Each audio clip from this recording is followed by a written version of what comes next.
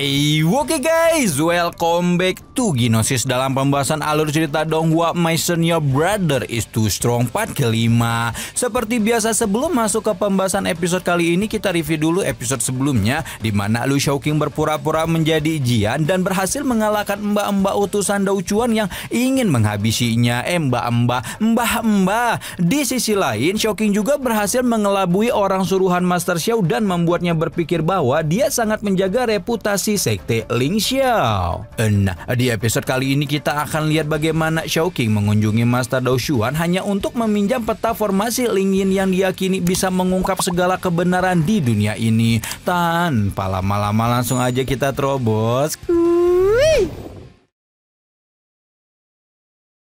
Suatu hari Master Dou Chuan menerima laporan terkait kedatangan Lu Shaoqing yang berkunjung ke pavilion Ling Yin tanpa pemberitahuan dulu. Karena saat itu Lu Shaoqing langsung menerobos ruang pribadinya, Dou Chuan tidak bisa menolak kunjungan dan terpaksa harus menyambut ramah Shaoqing sebagaimana mestinya. Sementara Dou Chuan menyambut, Shaoqing sendiri malah teringat perang perebutan cincin musim semi dan musim gugur yang di dalamnya melibatkan Jian dan Dou Chuan. Setelah mengingat bagaimana perilaku Dou Chuan pada perang itu, Shaoqing lantas menilai bahwa Dou Chuan memang seorang bermuka dua bahkan hingga 1000 tahun ke depan. Terlepas dari penilaiannya terhadap Dou Chuan, Shaoqing lantas menyampaikan tujuan kedatangannya yang tidak lain dan tidak bukan adalah untuk meminjam peta formasi Ling Yin pengungkap kebenaran. Demi meminjam harta pusaka pavilion Ling Yin itu, Shaoqing beralasan bahwa ia hendak mencari informasi penting bagi kepentingan gurunya alias Master Xiao Cheng. Namun ketika Shaoqing dibujuk Dou Chuan untuk ngasih tahu info apa yang ingin dicarinya, dia bersikeras tutup mulut dan malah mendesak Dou Chuan supaya cepat-cepat meminjamkan peta formasi Ling Yin. Seolah berat untuk meminjamkan peta formasi Ling Yin, Dou Chuan tidak lantas menyerah dan terus membujuk Shaoqing supaya memberitahu dulu tentang info yang ingin dicarinya. Demi membujuk tamu satu ini, Dou Chuan bahkan mengaku kalau dirinya punya banyak informasi yang terkumpul dari 13 provinsi, di mana hal itu mungkin saja bisa membantu Shaoqing dalam mendapatkan info yang ia cari. Memanfaatkan pengakuan Dou Chuan, Shaoqing lantas menanyakan apakah Dou Chuan mengetahui siapa sih orang yang telah mencuri cincin penyimpanan miliknya.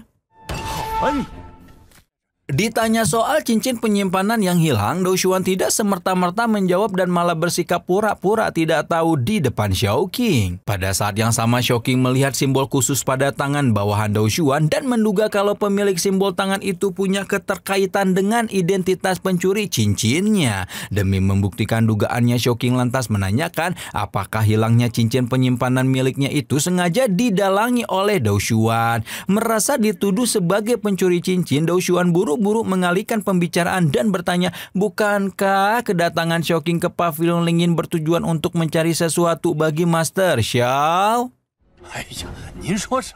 Merespon pertanyaan Dou Chuan, Shaoqing lantas menjelaskan bahwa cincin penyimpanan miliknya yang hilang sangat berkaitan dengan kepentingan Master Xiao, di mana dengan hilangnya cincin penyimpanan itu, maka Shaoqing harus meminta bunga batu spiritual lagi dari gurunya. Usai menjelaskan, Shaoqing kembali mendesak Dou Chuan supaya kepala pavilion Ling Yin itu cepat-cepat menunjukkan peta formasi Ling Yin kepadanya. Menuruti permintaan Lu Shaoqing, Dou Chuan pun segera membawanya untuk memasuki aula Ling Yin tempat peta formasi Ling Yin disimpan.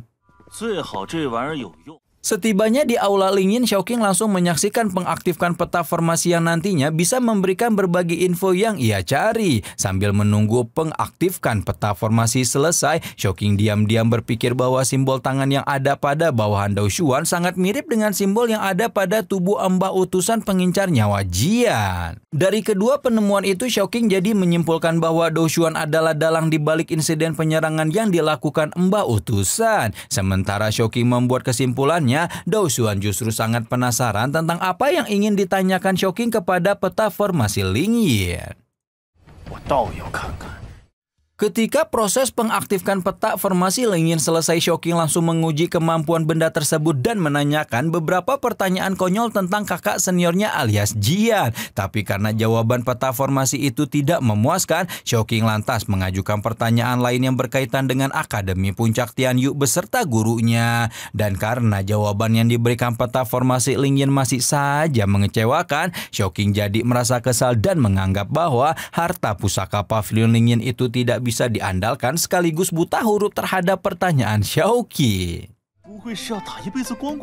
Dianggap sebagai harta pusaka yang tidak bisa diandalkan, peta formasi lantas membela diri dan menjelaskan kalau dirinya tidak buta huruf. Benda itu pun mulai memberikan jawaban jujur ketika Shouking mengajukan pertanyaan tentang keberadaan cincinnya yang hilang yang diduga dicuri anak buah Dou Xuan. Untuk menjawab pertanyaan Shouking, peta formasi Lingyin memberi informasi bahwasanya cincin penyimpanan yang hilang itu ada di dunia rahasia 5 roh yang terletak di lembah 5 roh. Pada saat yang sama, jawaban peta formasi yang diberikan kepada Shouking juga dapat dirasakan oleh Dou Xuan sehingga dia jadi terheran-heran sendiri dengan informasi tersebut. Di tengah keheranannya itu, Dou Xuan dikejutkan dengan kedatangan Xiao Yi yang menerobos masuk pavilion Lingyin untuk menyusul Shouking. Melihat kemunculan Xiao Yi yang datang dengan kurang sopan, Dou Xuan tentu jadi makin kesal dan ingin rasanya segera mengusir orang itu dari hadapannya. Sementara Dou Xuan merasa kesal, Shouking tiba-tiba menyudahi sesi tanya jawabnya dengan peta formasi dan langsung keluar dari aula Lingyin untuk menghampiri Xiao Yi. Begitu keluar dari aula Lingyin, Shouking langsung saja mengomeli Xiao Yi yang sempat terdengar cekcok dengan orang-orang pavilion Lingyin. Tidak hanya itu, Shouking juga mengomeli Dou Xuan dan menuduhnya telah berbohong karena ternyata peta formasi kebanggaan pavilion Lingyin itu tidak bisa mengungkap semua informasi yang Shouking butuhkan. Puas mengomeli Dou Xuan, Shouking lantas mengajak Xiao Yi pulang sembari terus mengomentari tindakannya yang tidak pernah belajar dari kesalahannya. Sambil berjalan pergi, Shouking juga menasehati Xiao Yi dan mengingatkan tentang hukuman yang mungkin diberikan gurunya. Sementara Shouking dan Xiao Yi beranjak pergi, Master Dou Xuan justru terlihat sangat kesal karena tempatnya baru saja diacak-acak oleh 2 murid puncak Tianyu. Karena terlanjur kesal, Dou Xuan lantas mengutus muridnya untuk mengawasi Shouking dan Xiao Yi serta menyebarkan berita tentang dunia rahasia 5 roh yang memiliki harta tidak ternilai. Selang beberapa waktu, penyebaran tentang harta tak ternilai di dunia rahasia 5 roh pun mulai tersebar luas. Di mana hal itu juga sampai terdengar oleh Master Xiao Zhong di sekte Ling Xiao. Pada saat itu, Master Xiao juga menerima laporan bahwa Shouking dan Xiao Yi sedang menuju dunia rahasia 5 roh. Singkat cerita, Shouking dan Xiao Yi telah tiba di lembah 5 roh dan sesampainya di sana, Xiao Yi terlihat sangat antusias memetik beberapa bunga dan tanaman spiritual yang akan berguna bagi proses pemulihan Jian. Tapi sesaat kemudian rasa antusias Xiao Yi berubah jadi rasa kesal ketika Shouking baru memberitahunya tentang alergi serbuk bunga yang diderita Jian. Meski kesal, Xiao Yi memilih tidak memperpanjang masalah dan memaafkan Shouking yang telah memberitahu soal alergi Jian. Dia pun lanjut mengikuti Shouking yang saat itu telah mengamankan benih penangkap jiwa untuk proses penyembuhan Jian. Sekarang kita berpindah ke pintu masuk lembah 5 roh yang ramai dikunjungi para kultivator dari berbagai sekte, di mana tujuan kedatangan orang-orang ini tidak lain dan tidak bukan adalah untuk berburu harta karun tak ternilai sebagaimana info yang disebarkan oleh Dou Xuan. Pada saat itu, murid perwakilan sekte Dianxing bernama Yunxin juga turut serta mengikuti perburuan harta karun dan berjanji akan berburu secara adil tanpa menindas peserta lain. Sesaat kemudian, semua peserta berburu dikejutkan dengan kedatangan Shouking dan Xiao Yi yang juga akan ikut serta melakukan perburuan harta karun.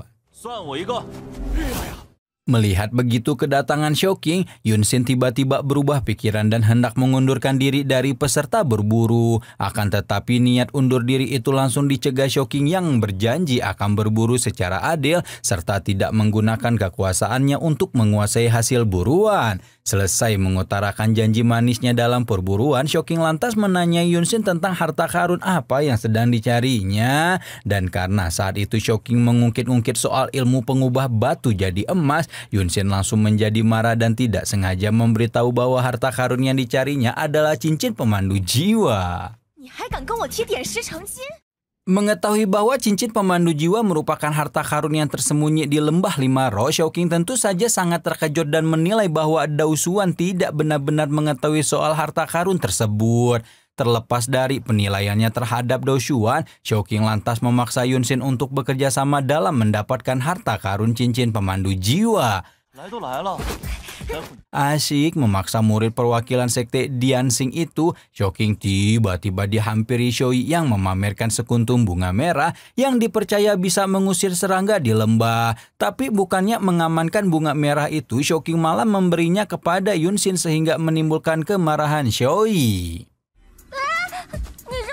Berpindah ke puncak lembah Lima Roh, saat ini wakil master aula Yama bernama Chong Yuanwu sedang menerima laporan dari bawahannya terkait jumlah sekte yang mengikuti perburuan harta karun.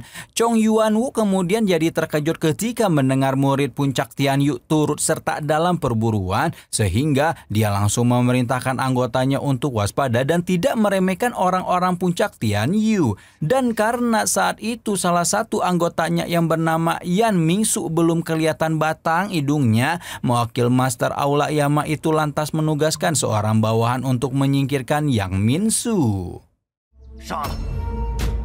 Kembali kepada Shocking, saat ini dia nampak berjalan menyusuri jurang kaki langit lembah Lima Roh bersama Shoyi dan Yunsin. Di tengah perjalanannya, rombongan ini mendapati sejumlah kultivator yang bertumbangan oleh binatang buas yang menyerang. Saat binatang buas di lokasi itu akan menyerang sekelompok Shocking, Yunsin selalu jadi orang terdepan untuk melawan binatang-binatang tersebut.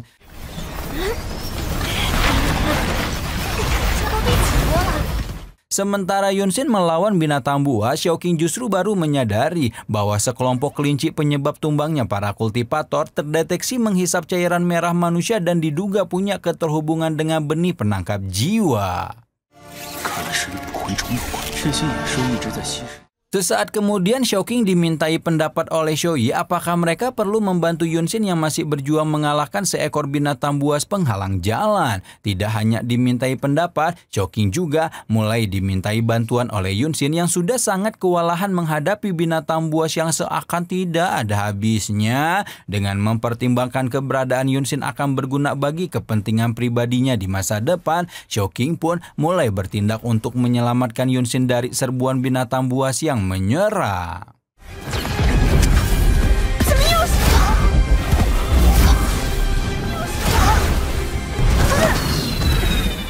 Usai menyelamatkan Yunsin dari binatang buas, Shocking lantas memeriksa sekuntum bunga merah pengusir serangga yang kini hingga masih disimpan oleh Yunsin. Dari hasil pemeriksaannya, Shocking kemudian menduga bahwa aroma bunga itu bisa jadi penarik datangnya binatang buas di lembah Lima Roh. Usai menyadari hal itu, Shocking sengaja membuang bunga tersebut ke arah kultivator yang bertumbangan di tengah jalan. Dan seperti dugaannya, keberadaan bunga itu ternyata mampu memancing kedatangan binatang buas lain yang kini hampir mencelakai seorang kultivator yang pura-pura pingsan. Hingga tiba-tiba saja kultivator yang pura-pura pingsan mendadak bangun dan segera melindungi diri dari serangan binatang buas. Setelah berhasil mengalahkan binatang buas itu, kultivator itu buru-buru kabur untuk menyelamatkan diri dari kelompok Shocking yang terlanjur mengetahui trik kotornya.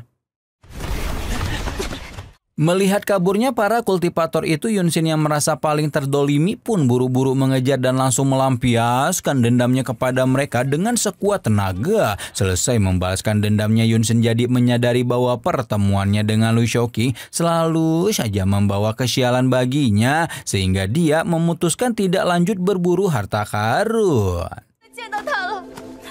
Selepas kepergian Yunxin, Xiaoqing dan Xiaoyi, seorang kultivator yang ternyata masih hidup, kembali bangun dan buru-buru melaporkan situasi terkini kepada pemimpin kelompoknya. Di tengah laporannya, kultivator ini mendadak dikejutkan dengan kemunculan seorang wanita yang kita sebut aja namanya Yanti, yang saat itu bertanya tentang harta karun lembah Limaro serta tentang rencana yang sedang dijalankan oleh kultivator tersebut. Dengan sangat ketakutan, kultivator itu menjawab pertanyaan Yanti, tetapi setelahnya jawaban dia malah membuatnya meninggal hanya karena menyebutkan soal Jian yang masih hidup. Melihat kultivator itu meninggal, Yanti jadi memahami bahwa orang itu sengaja dibungkam demi melindungi info tentang Jian dan perang abadi iblis yang menyimpan banyak rahasia. Waduh, langsung dibungkam begitu menyebut nama Jian sekali saja ya guys ya. Ternyata seorang Jian benar-benar sangat berkuasa nih dan memiliki pengaruh besar nih bagi keberlangsungan berbagai sekte di kota Lingxiao dan sekitarnya. Sampai-sampai info tentangnya masih sangat dirahasiakan dari orang asing. Nah, di episode selanjutnya kita akan melihat bagaimana kelanjutan perburuan harta karun cincin pemandu jiwa di lembah Limaro, di mana nantinya Xiaoqing dan Xiaoyi harus terlibat urusan dengan Yanti yang juga ingin mendapatkan cincin pemandu jiwa.